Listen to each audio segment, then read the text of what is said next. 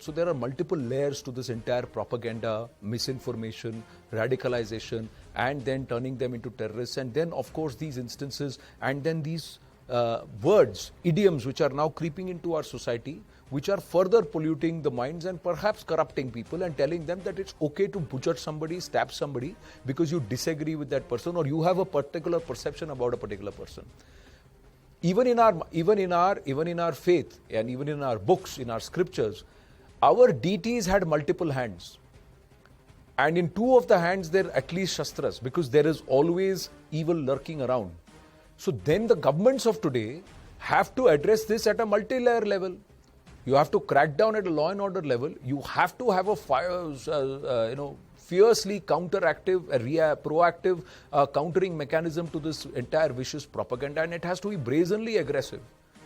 And then you also have to have systems in place that you're able to identify these trouble elements or these trouble areas and crack down upon it. All of this is not happening. And then you have these words which are making an entry into a civilization, a culture which never thought this way. Yeah. Namaskaram, Anand. And namaskaram to my fellow panelists. First of all, Anand, the premise that you set, stating that in the recent months, in the recent years, we see all these terms like Sartan Se Juda, and then I think the words Kafir. I have mentioned Kafir. In one of Kafir, and I have mentioned in one of my interviews with News 18 long back, a few months back. Etc. In the 14th century itself, in the book, the Sanskrit poem called as Madhura Vijayam, authored by Ganga Devi, where she describes the plight of the city of Madurai in Tamil Nadu after the attack in the 1323 by Ulugh Khan, who later became Muhammad bin Tughlaq, where she describes that the heads of people were cut and they were replaced, the coconuts were replaced with the sliced heads of the people, and they were hung from the top of the coconut trees. This is very well written in Madhura Vijayam of Ganga Devi of the 14th century. So cutting of the head and killing of people who do not agree with one's philosophy or theology is not at all new to this desham. So when this siege happened in Madurai, it is all very well documented. One. Now your counter question could be, why are we hearing such words in the recent weeks, recent months and recent years? Yeah. See, at least when you grew up and I grew up, we just had a half-an-hour news channel. We just had one TV channel. Now we have multiple news channels. We have 24/7 news. So things get informed to people, and we are informed of the same thing again and again. So the slogan is not at all new. The action is not at all new. So again, I'm not trying to pinpoint any community or any religion. I feel that there are certain things that every religion has to change.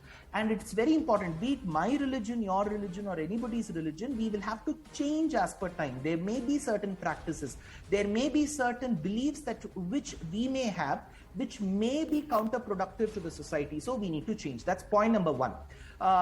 With respect to point number two, with respect to the controversy, because when I read pieces of what was there mentioned in the news articles, Hijab was mentioned as one of the reasons why the people took to the weapons and they had to kill Harsha. Again, there is a big misinformation here. The hijab controversy does not say that the Muslim women should not sport hijab. It says, if the educational institution has a rule that you should not sport the hijab, inside the premises, you should not sport the hijab. It is so simple and so very applicable. Between the 1920s and the 1980s, when more number of convents were there, your ancestors, my ancestors, they've all studied in convents. In convents, you're not allowed to sport a pundram. Yeah. Women are not allowed to sport flowers. So if that was the rule, my grandmother who studied in a convent did not sport flowers. She did not wear a bindi. Of course, the Hindu religion says that the woman should sport the bindi, she must sport the flowers, but she didn't. So if the educational institution says don't wear it, don't wear it. Outside so the hijab controversy, itself, Anand, the misinformation is the women are not allowed to wear hijab. No, if you like the hijab, wear the hijab. This is where I also feel the Hindu community should not get into that advisory mode stating that, oh, hijab has these negatives in it. We are not here to find mistakes in other religion. If the religion wants to reform, let them reform themselves.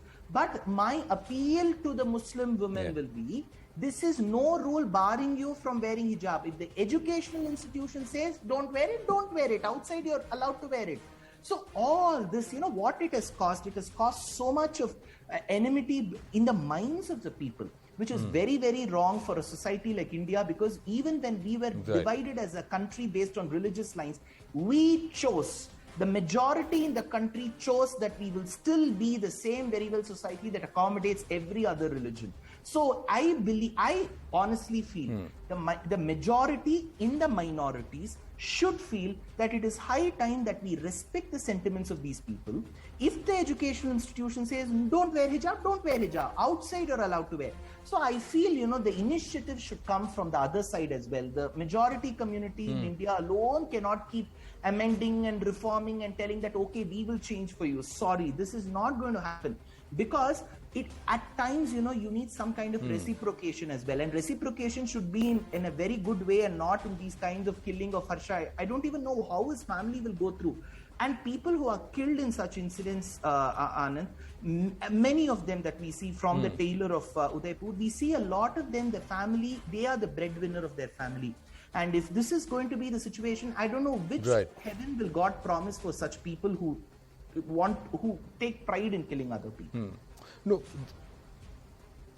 I don't think